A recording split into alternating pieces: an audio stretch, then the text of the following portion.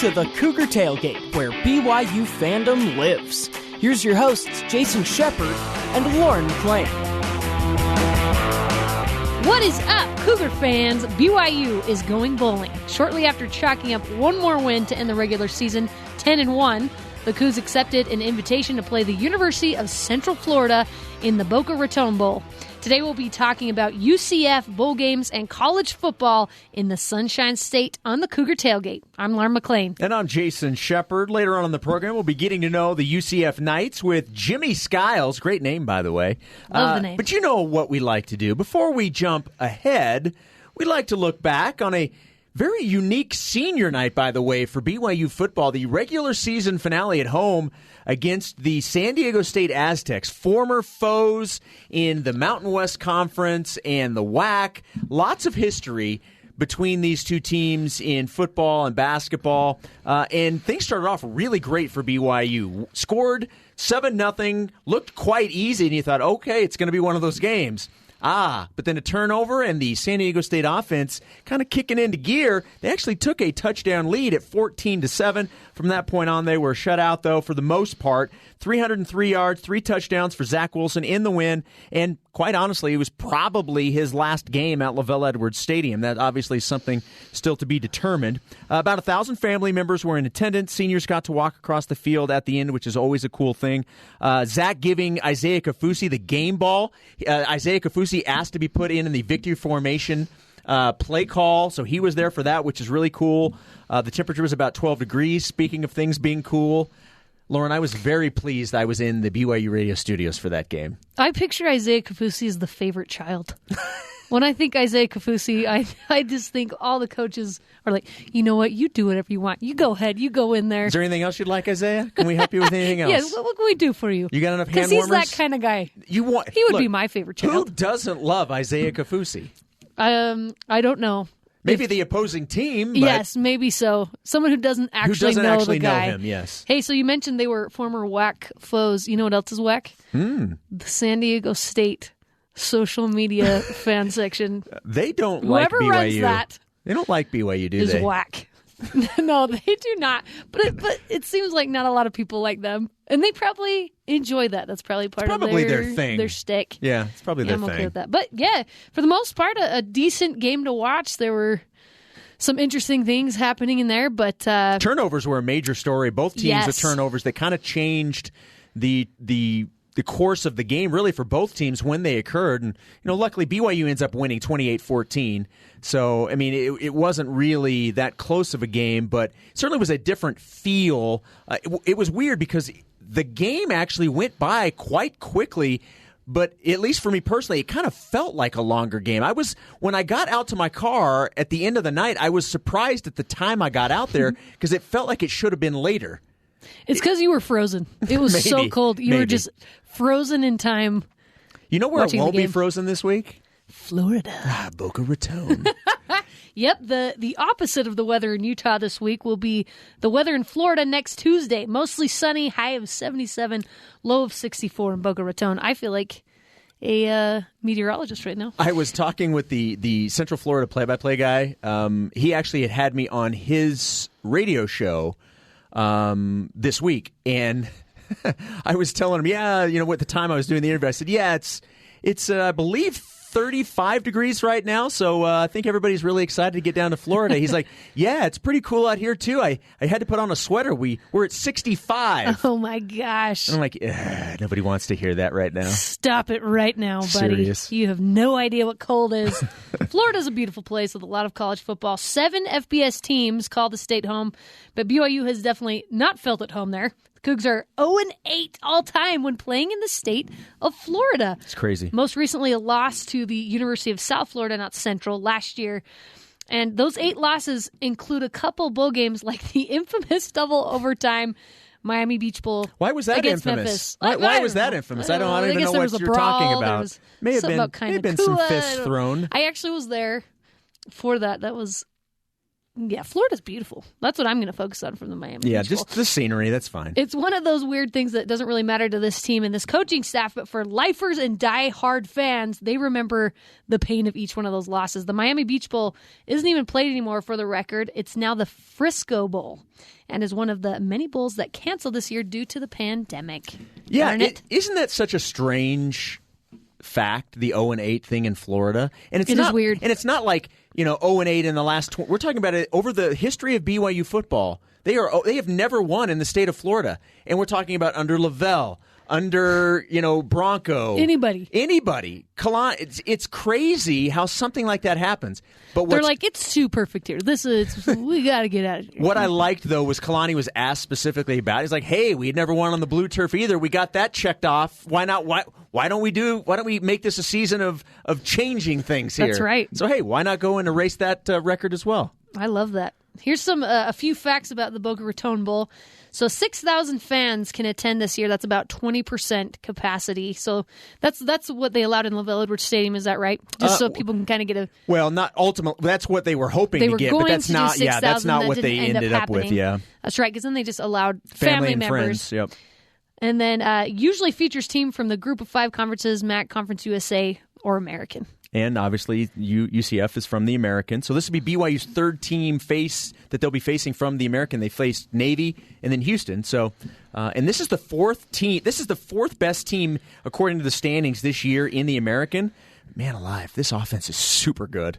This is a very good team. I hope people aren't overlooking the Knights. The American is a great conference. That is a solid conference that BYU has actually toyed around with getting into. Is that right? Well, I mean, they've certainly had conversations in the past from what we understand. Nothing, obviously, that became anything. But the more and more, things play out, I think that at least if BYU is ever going to entertain going to a conference that's not P5, it would certainly make sense that the American's the one that you target first. Look, there's a lot of really good teams in there. I mean, Houston and Cincinnati. We're seeing what Cincinnati's doing just in college football this season. I think it's SMU is in there as well. You get a nice little footprint in kind of the Midwest, Texas, Florida, Navy. You've got Navy, so you can go in that direction up, near D.C. and then on the East Coast. Now, I mean, it's a lot of travel for BYU, but they're used to that. It certainly makes a lot of sense if BYU is ever going to entertain that. I honestly love that fit. I'd take that over the Mountain West. 100%. I would too. So the Boca Ratons is a newer bowl game. 2014 was the first year it was played. It's one of the new ESPN bowls, which is obviously how BYU got in. It's played at FAU Stadium, and FAU has played in it twice, UCF 0 times, and BYU obviously has not played in it either. By the way, now you've said Boca Raton, but... That's my Spanish background. Okay, so... Coming out. There apparently has been like a massive debate whether it's Boca Raton or Raton. To the point where, like, apparently... And I don't know what year this was. I don't think it was this year's. Maybe it was. Somebody found, one of the students at BYUtv were having this discussion, and he found a news story that was published in one of the TV stations in Florida, in Boca, and one of the presidential elections that were held, or debate, down there, somebody had made reference to Boca Raton, but had said it the other way, and so it had sparked this debate because nobody really knows which way you say it, because there are some people that say it's absolutely this, and then the other side says it's absolutely this. But I think what we found out is Raton is the correct. So if you were to put an E on it, it would make more sense. Right. Well, but it is Boca Raton. Boca Raton, because it's Spanish for mouse mouth. Are you serious? Mouse mouth. Man, I wish I knew Spanish. So I didn't even think twice about it, honestly, when I'm like, the Boca Raton. Yeah, I guess because we were saying it one way on BYU Sports Nation. We had somebody who lives in the area who's like, please don't say it like that. Please say it this way. This is how the locals say it. And they say Boca Raton. Raton. Yes. It's almost as if I'm a local, Shep. You are already. a local. You are a local. Send me to Florida. You need to go to Florida right now. I need to be in 77-degree weather for that bowl game, please. So it's been a high-scoring game in the past. Out of 6 total games, 4 times the winning team scored 50 points or more. So BYU will have to bring the offense if they want to be in the bowl game record books. And they've had some games that were very high-scoring, so it's a possibility they could get in the 50s. Well, and especially in this matchup, forget the fact that the bowl has had high scores. Both of these teams, their offenses are extremely potent. I mean, we know what BYU can do. We've seen the numbers that they've put up this season behind Zach Wilson and the offensive line. When you look at the UCF Knights, listen to this stat. This will blow your mind, okay? In the last 48 games, so we're talking a significant amount of time, in the last 48 games, the Knights offense has scored less than 30 points twice. No. 46 out of their last 48 games, they have scored at least 30 or more points. How many other teams in the country have done that? Do we know? That I don't know. But probably very few. Look, they have a system there offensively that works. And so they've got guys that can come in. They're really fast. They got a lot of speed. They play up tempo. This absolutely could be like one of those old-fashioned shootouts where whoever has the ball last wins the game. Like, it could be that. Well, I don't want it to be a replay of Coastal Carolina. That was more of a low-scoring game, but that was also very back and forth, ending on the 1-yard line. So let's not have that again. A repeat of that. But I would actually I love the shootout. Tons of offense. But they're super stressful too. They are, but they're so fun to watch. They are fun to watch. Look, everybody loves offense, right? Yep. Unfortunately, people aren't like, hey, let's tune into this game and watch all this great defense. Hurry and fast forward through this offensive. No offense to the defense. But like everybody wants the high score. That's just the way it is. And I think video games play a role in that because everybody else can score 60 on their, and they play Madden, so they think everybody else should score 62. I have to confess, every Saints game that Taysom Hill has started, I have fast-forwarded through the defense and just watched the offense. Well, that's the history of the game, but when we come back, we'll get to know the foe, the UCF Knights, just a little bit better. That's up next on the Cougar Tailgate.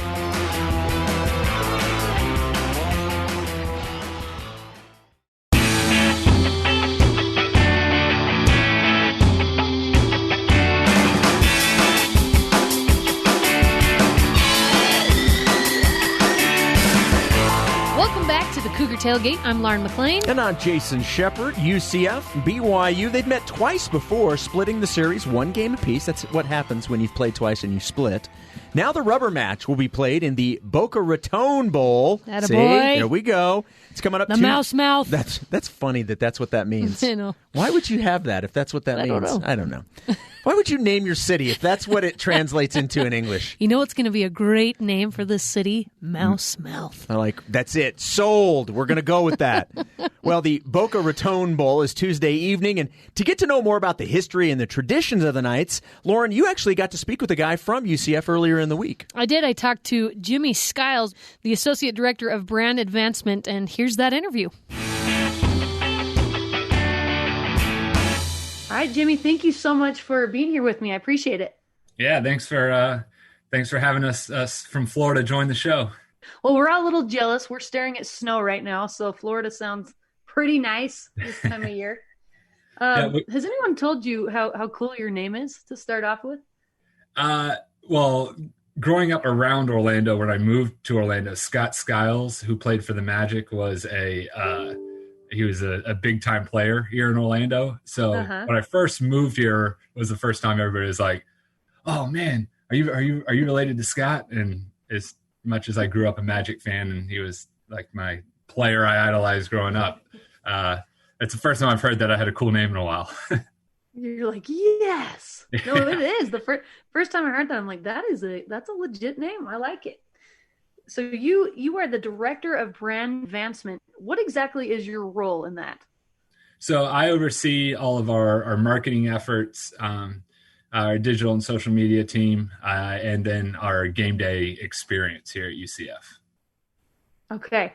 So speaking of that game day experience, what makes the Knights something fans look forward to? You talk about our game days here in Orlando? Yes. All right. So we take great pride in what our athletic director, Danny White, calls creating the most unique game day experience in college football. As most people know, Orlando has a ton to offer. The beach is a stone's throw away. The weather's great. We got all the theme parks that everybody comes here to visit.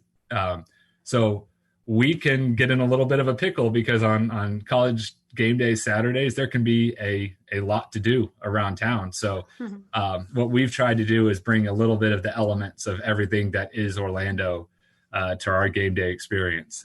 So same sort of experience, whether it's pregame activities that you may have opportunities to do out in the theme park. At the theme parks, you can come do some of those things before the games here.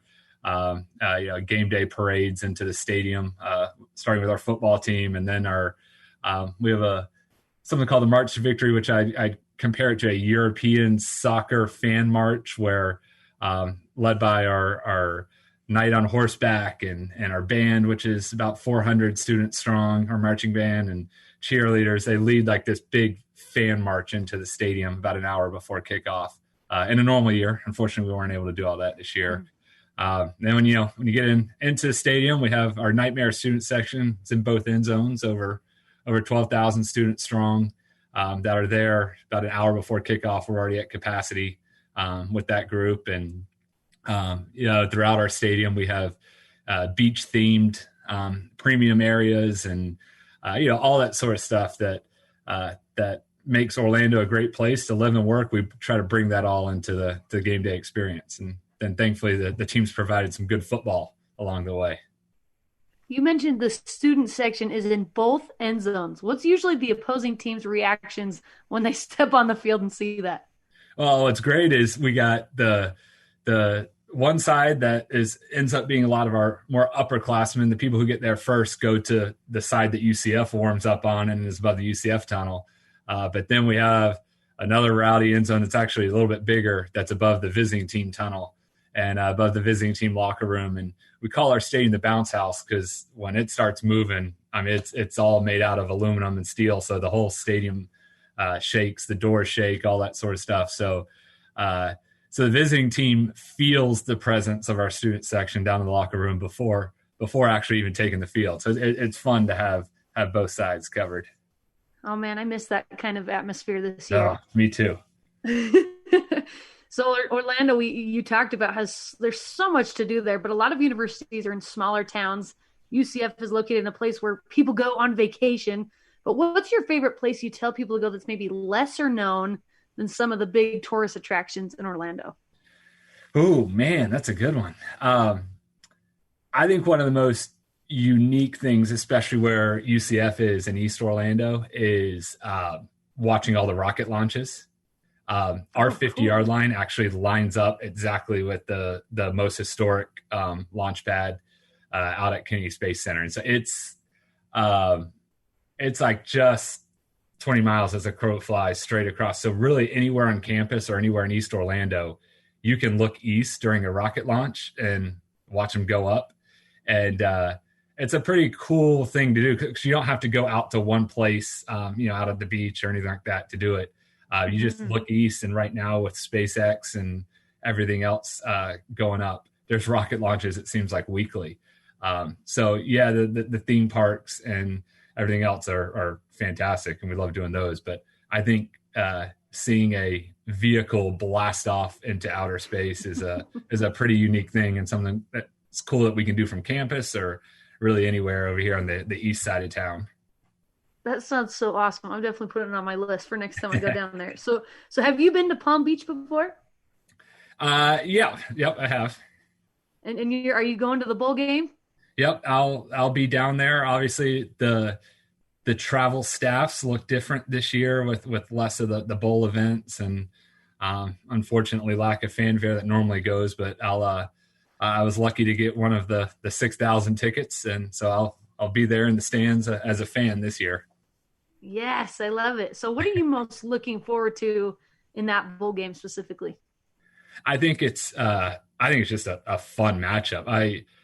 A bunch of my buddies and I were talking, if we were just general college fans, no tie to UCF, no tie to BYU, this would be incredible Tuesday night TV, in my opinion. These are those games as just a college football fan, you see on the schedule, and you're like, man, that's going to be a fun one.